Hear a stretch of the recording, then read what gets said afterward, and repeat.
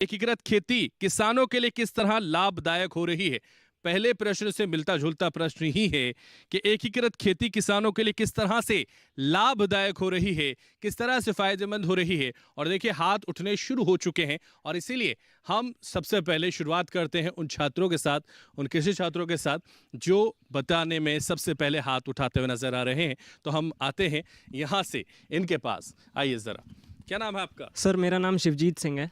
हाँ शिव, बताइए। Sir IF जो आपने एकीकृत खेती का नाम लिया, जिसे हम अंग्रेजी में इंटीग्रेटेड फार्मिंग सिस्टम कहते हैं, जैसा कि हमारे सर ने बताया कि उसका एक कंपोनेंट का, एग्रीकल्चर के एक कंपोनेंट का वेस्ट मटेरियल दूसरे कंपोनेंट में काम आता है। जैसे अगर एक किसान IFS कर रहा है और वो पशुपालन भी करता है, तो पशुपालन के गोबर से खाद बना के वो अपने खेतों में इस्तेमाल कर सकता है, जिससे उसकी जो केमिकल्स की जो लागत होती है वो बचेगी और उसकी जो प्रोडक्टिविटी है खेत की वो भी बढ़ती है। ठीक है, बैठिए शिव। और भी देखिए छात्र हैं जिन्होंने हाथ उठाया, उनसे भी बात कर लेते हैं। क्या नाम है आपका? अनुराग। एक और फ़ायदा इसका है कि जो फार्म से निकलने वाली प्रॉफिटेबिलिटी है वो भी बढ़ जाएगी, क्योंकि एक ही लैंड से अलग अलग एक्टिविटीज़ हो रही हैं, जैसे कि क्रॉप्स, उस पर सीरियल क्रॉप्स हो गई, लेगूम क्रॉप्स हो गई, प्लस जो आप पशुपालन कर रहे हैं उससे जो डेयरी प्रोडक्ट्स हो सकते हैं वो भी आपको प्रॉफिट दे सकते हैं। और जो रिस्क मैनेजमेंट आपका अच्छा हो जाए, क्योंकि किसी भी एक एक्टिविटी पे आप पूरी तरीके से डिपेंड नहीं हो रहे हो। ठीक है, बहुत अच्छी बात है अनुराग आपने बताया। और भी किसान हैं जो बताना चाहेंगे या फिर हम उन्हें उठाएंगे और हम उनसे पूछेंगे। जरा आप आ जाइए।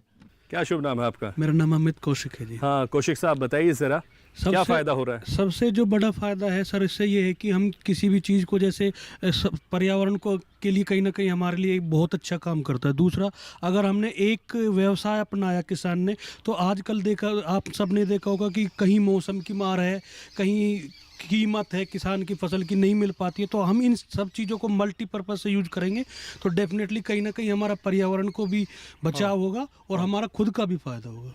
धन्यवाद सर। बैठिए अमित जी। तो देखिए और भी लोग हैं जो बता सकते हैं और किसान कब पा सकते हैं और अपनी जानकारी और किसानों तक पहुंचाते हैं। आइए जरा आपसे बात करते हैं। क्या नाम है आपका? संदीप खटाना जी। संदीप जी बताइए।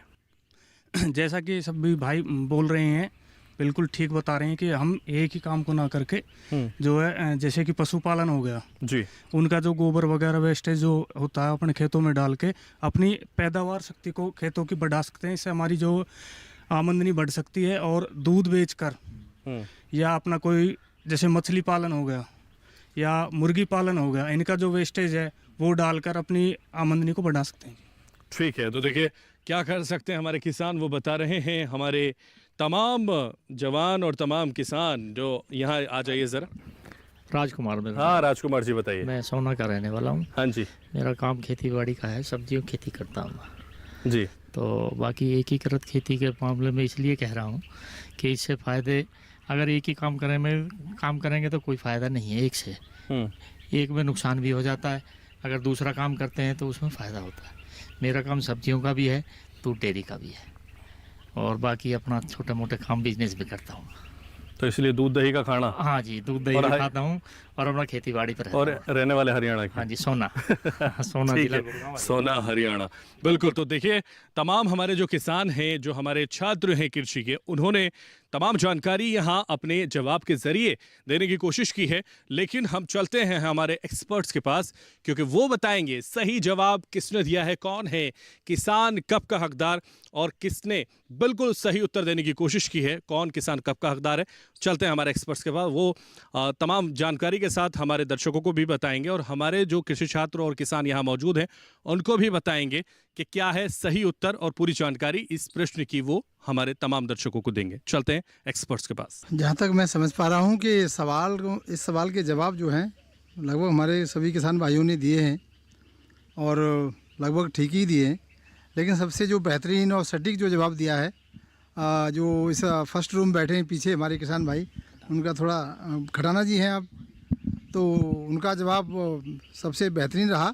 एकीकृत कृषि प्रणाली का जो मुख्य उद्देश्य और इसके जो फ़ायदे हैं यही है। जब हमारे किसान भाई ने विभिन्न इकाइयों का जो स्थापना अपने फार्म पर की हुई है, चाहे वो फसल उत्पादन है, चाहे पशुपालन है, मुर्गी पालन है, जो भी उन्होंने काम किया हुआ है, तो एक उत्पादन के साथ में जो दूसरा जो प्रोडक्ट है उसका बाई प्रोडक्ट है, फसल के अवशेष हैं, पशुओं का गोबर है, तो उसका फ़ायदा जो है खाद के रूप में भी प्राप्त होता है। और विभिन्न मौसम जो है उनकी जो प्रतिकूल मौसम के जो प्रभाव हैं उससे भी हमारे किसान को उससे बचत होती है।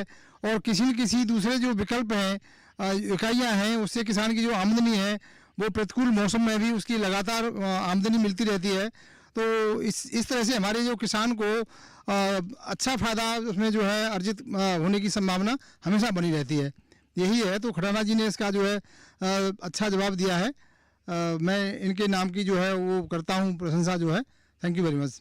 तो आइए खटाना जी, आपको दिया जाता है किसान कप, क्योंकि आपने दिया है सही जवाब। जोरदार तालियां इनके लिए बजा दीजिए। एक बार फिर से तालियां बजा दीजिए। बहुत शुक्रिया, सही जवाब आपने दिया और इसीलिए किसान कप के हकदार आप बन गए। और लोग भी बन सकते हैं, क्योंकि और लोगों को भी हम अभी मौका देंगे, और मौका प्रश्न के जरिए ही देंगे।